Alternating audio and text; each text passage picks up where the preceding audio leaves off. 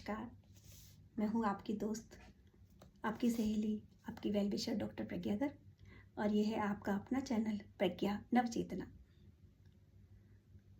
जब भगवान खुद भगवान होकर भी अपनी काशी नहीं ले जा सके, अपनी द्वारिका अपने साथ न ले जा सके, अपनी अयोध्या अपनी साथ न ले जा सके, तो हम और आप क्या चीज़ हैं? आप क्यों दुखी रहते हैं? आप अपने साथ क्या क्या ले जाएंगे? क्यों माया को बटोरने में लगे हैं? कुछ नहीं जाएगा, खाली हाथ आए थे, खाली हाथ ही रह जाएंगे। तो पेश है मेरी कविता, अहंकार किस बात का। न शिव अपनी काशी लेकर गए, न शिव अपनी काशी लेकर गए, न कृष्ण अपनी द्वारिका। न शिव अपनी काशी लेकर गए, न कृष्ण अपनी द्वारिका, न राम अपनी अयोध्या ले गए, न राम अपनी अयोध्या ले गए। कि फिर किस बात का है अहंकार? फिर किस बात का है अहंकार? जिस धन पर आज इतराते हो, जिस धन पर आज इतराते हो, वो कल किसी और का होगा। जिस धन पर आज इतराते हो, वो कल किसी और का होगा। जिस पद पर आज अकड़ते हो, जिस पद पर आज अकड़ते हो, वो भी एक दिन छूट जाएगा। जिस पद पर आज अकड़ते हो, वो भी एक दिन छूट जाएगा। कर्म ही तुम्हारी पहचान बने, कर्म ही तुम्हारी पहचान बने, विनम्रता ही तुम्हारा श्रृंगार बने। कर्म ही तुम्हारी पहचान बने, विनम्रता ही तुम्हारा श्रृंगार बने। ऊंचा उठना है तो इतना उठो, ऊंचा उठना है तो इतना उठो कि किसी को गिराना ना पड़े। ऊंचा उठना है तो इतना उठो, किसी को गिराना ना पड़े। जीतना है तो दिल जीतो, जीतना है तो दिल जीतो कि किसी को हराना ना पड़े। याद रखो खाली हाथ आए थे, याद रखो खाली हाथ आए थे, खाली हाथ ही जाना है। खाली हाथ आए थे, खाली हाथ ही जाना है। पीछे बस तुम्हारे कर्मों ने, पीछे बस तुम्हारे कर्मों ने तुम्हारा नाम बताना है। पीछे बस तुम्हारे कर्मों ने तुम्हारा नाम बताना है। इसलिए आज अहंकार नहीं, इसलिए आज अहंकार नहीं, अपने कर्मों पर विश्वास करो। इसलिए आज अहंकार नहीं, अपने कर्मों पर विश्वास करो। जो अपने कर्मों पर विश्वास करे। जीवन छोटा है, जीवन छोटा है, इसे मानवता के नाम करो।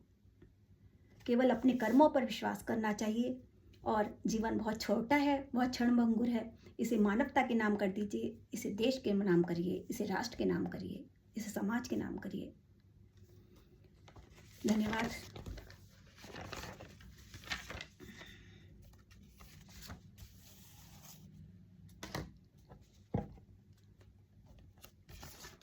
पेश है मेरी गजल। अल्फाजों को रौनक मिल ही गई, अल्फाजों को रौनक मिल ही गई कलम के हुनर से। अल्फाजों को रौनक मिल ही गई कलम के हुनर से। वरना कौन जान पाता दिल पर क्या क्या गुजरी है, वरना कौन जान पाता दिल पर क्या क्या गुजरी है।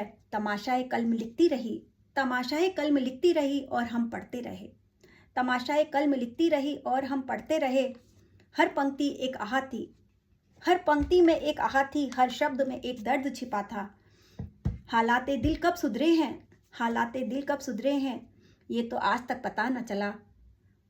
मगर इतना जरूर हुआ कि, मगर इतना जरूर हुआ कि जो आंसू आंखों से बह ना सके, जो आंसू आंखों से बह ना सके, वे कलम की स्याही बनकर कागज पर उतरते चले गए।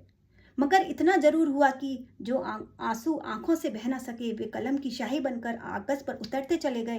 कभी दर्द इतना बन गया, कभी दर्द कविता बन गया, कभी दर्द कविता बन गया, कभी खामोशी गजल बन गई।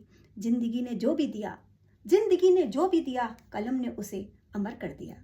जिंदगी ने जो भी दिया, कलम ने उसे अमर कर दिया।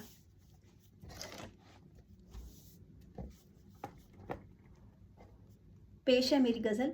वो आंधियां लेकर आए हैं, वो आंधियां लेकर आए हैं मेरा वजूद मिटाने को। वो आंधियां लेकर आए हैं मेरा वजूद मिटाने को।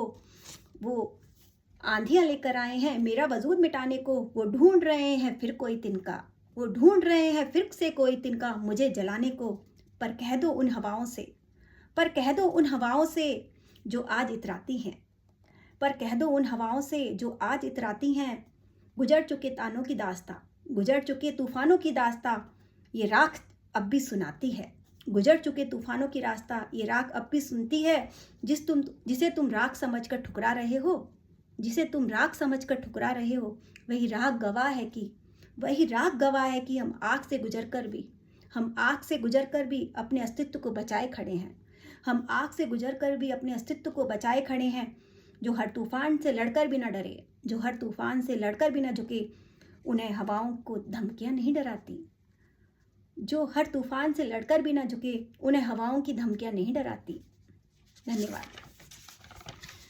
मेरे परम पूज्य गुरुदेव वेद मूर्ति तपोनिष्ठ पंडित श्री राम शर्मा आचार्य जी अपनी अखंड ज्योति 12 जनवरी 1972 में स्पष्ट रूप से लिख गए हैं कि भविष्य में भयंकर युद्ध होंगे, मुस्लिम देशों के भी युद्ध होंगे और पाकिस्तान नाम का कोई देश नक्शे से नहीं रह जाए, खत्म हो जाएगा। उन्होंने कहा है 1972 12 जनवरी अखंड ज्योति में उन्होंने साफ साफ लिखा है, भविष्य में भीषण युद्ध होंगे, इजराइल और अरब के बीच युद्ध होगा, अधिकांश अरब इजराइल के नियंत्रण में होगा, भारत का भी अरब के कुछ हिस्सों पर नियंत्रण होगा, पूर्वी पाकिस्तान समाप्त हो गया है और पश्चिमी पाकिस्तान भी समाप्त हो जाएगा। मैंने पहले ही कहा था कि पाकिस्तान नाम का कोई देश नहीं रहेगा। मुस्लिम देशों के बीच युद्ध होगा, तमाम मुस्लिम देशों को आपस में लड़कर बर्बाद हो जाएंगे, तमाम मुस्लिम देश आपस में लड़कर बर्बाद हो जाएंगे। दुनिया में मुसलमानों की संख्या अन्य सभी देशों से कम होगी, दुनिया में मुसलमानों की संख्या अन्य सभी देशों से कम होगी। शेष मुसलमान भी धर्मात्मा होंगे, सभी छोटे देश टूटकर बड़े देशों में मिल जाएंगे, दुनिया के अधिकांश हिस्सों में देशों के बीच युद्ध होगा और भारी जनसंहार होगा। ये अपनी पत्रिका साकारी पत्रिका 12 जनवरी 1972 में वो स्पष्ट रूप से लिख गए हैं।